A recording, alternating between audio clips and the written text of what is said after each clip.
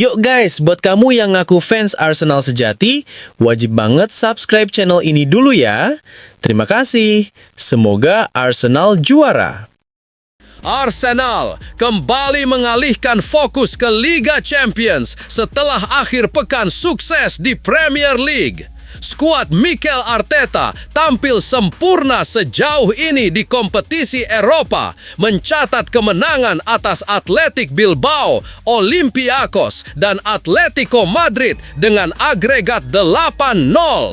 Tantangan baru menanti saat mereka bertandang ke markas Slavia Prague pada Selasa malam waktu setempat. Kemungkinan tanpa Viktor Gyökeres yang mengalami masalah otot.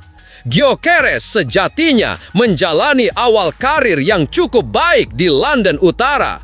Meski sempat tampil kurang konsisten, ia sudah mencetak 6 gol, termasuk 2 ke gawang Atletico di Liga Champions.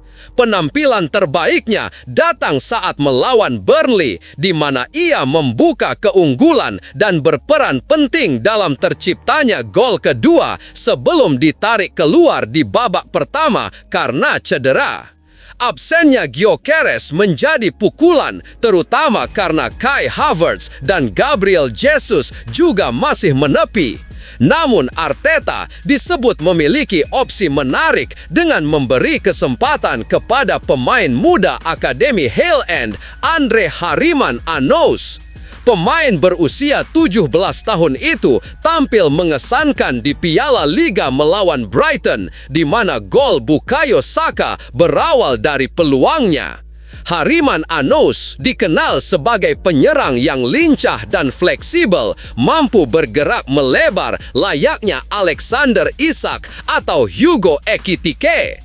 Musim lalu, ia mencatat 15 gol dan 3 assist dalam 35 laga di level U18 dan U21, menunjukkan potensi besar di lini depan. Memberinya kesempatan di laga Eropa dengan tekanan lebih ringan bisa menjadi langkah ideal untuk menambah jam terbang sekaligus menjaga kondisi penyerang utama. Dengan situasi skuad yang terbatas, keputusan Arteta untuk mempercayakan posisi tersebut kepada pemain muda mungkin terbilang berisiko, namun berdasarkan performa dan potensinya, Hariman Anous tampak layak diberi peluang. Manajer Arsenal Mikel Arteta memberikan pujian kepada gelandang Christian Norgard jelang laga Liga Champions melawan Slavia Prague Selasa malam waktu setempat. The Gunners akan melakoni laga tandang di Fortuna Arena dengan kondisi skuad yang tidak ideal setelah Viktor Gyökeres masih menjalani pemulihan cedera otot dan Martin Zubimendi absen karena skorsing Eropa. Dalam situasi ini, Norgard diperkirakan akan menjadi pilihan utama di posisi gelandang bertahan. Arteta menilai pemain asal Denmark itu tampil luar biasa dan kini sudah mencapai kondisi terbaiknya setelah sempat menepi di awal musim. Norgard yang direkrut dari Brentford dengan nilai transfer sekitar 15 juta pound pada musim panas lalu dinilai memiliki pengalaman dan ketenangan yang bisa membantu keseimbangan permainan tim. Ia baru 2 kali tampil sebagai starter seluruhnya di ajang Carabao Cup dan kini berpeluang menjalani debut penuh di Liga Champions berdampingan dengan Declan Rice. Sementara itu, Mikel Merino kemungkinan kembali dimainkan sebagai penyerang tengah menggantikan Gyökeres untuk menambah kekuatan dan variasi serangan di lini depan Arsenal. Arsenal dan Tottenham dikabarkan mulai memantau situasi Rodrigo yang disebut bisa meninggalkan Real Madrid dalam waktu dekat.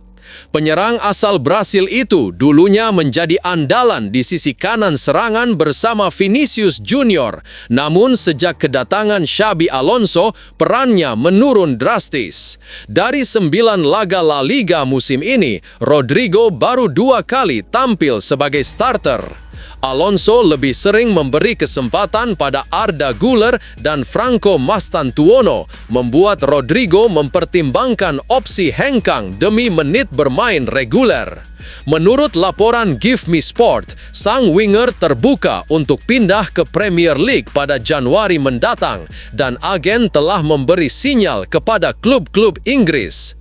Meski bukan starter utama, Rodrigo masih menjadi pelapis penting bagi Real Madrid.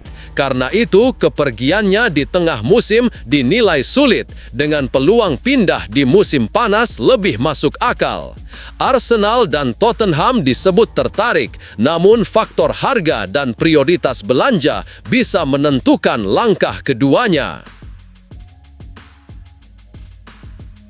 Mantan penyerang muda Republik Ceko, Martin Graiciar, mengungkapkan kekecewaannya karena gagal bergabung secara permanen dengan Arsenal pada awal karirnya. Pemain yang kini berusia 26 tahun itu sudah pensiun sejak meninggalkan York United pada akhir 2022. Graiciar sempat menimba ilmu di Akademi Sparta Prague dan FC Victoria Pleasant sebelum Arsenal merekrutnya dengan status pinjaman pada 2015. Saat itu, ia menjadi bagian dari tim Akademi The Gunners tanpa sempat tampil untuk skuad utama. Arsenal sejatinya telah menyepakati kesepakatan senilai sekitar 1,6 juta euro untuk memboyongnya secara permanen, namun proses transfer batal terwujud. Masalah kebugaran menjadi faktor utama yang menggagalkan langkah tersebut. Graiciar mengalami pertumbuhan fisik yang cepat sehingga menimbulkan cedera di bagian punggung dan pangkal paha. Tekanan besar yang ia rasakan juga memicu gangguan psikosomatik, membuatnya sulit tampil lepas di lapangan. Ia mengakui bahwa kejujurannya mengenai kondisi fisik kepada tim medis Arsenal saat itu membuatnya kehilangan kesempatan besar. Setelah menjalani pemeriksaan dan perawatan, klub akhirnya memutuskan untuk tidak melanjutkan transfernya. Graiciar menilai situasi itu menjadi titik balik dalam karirnya yang tak pernah benar-benar berkembang sesuai harapan. Alex Oxlade-Chamberlain kini berlatih di fasilitas Arsenal untuk menjaga kebugaran sambil mencari klub baru. Gelandang yang meninggalkan Arsenal pada 2017 itu terakhir bermain di Besiktas, namun kontraknya berakhir lebih cepat dan ia kembali ke Inggris. Kesempatan berlatih di klub lamanya memberinya lingkungan yang familiar untuk memulihkan kondisi fisik dan mental agar siap kembali ke level tertinggi. Mikel Arteta, mantan rekan setimnya, menyebut Oxlade-Chamberlain sebagai sosok dengan karakter luar biasa dan panutan bagi pemain muda. Arsenal pun dengan senang hati memberinya ruang untuk berlatih sambil menunggu peluang baru.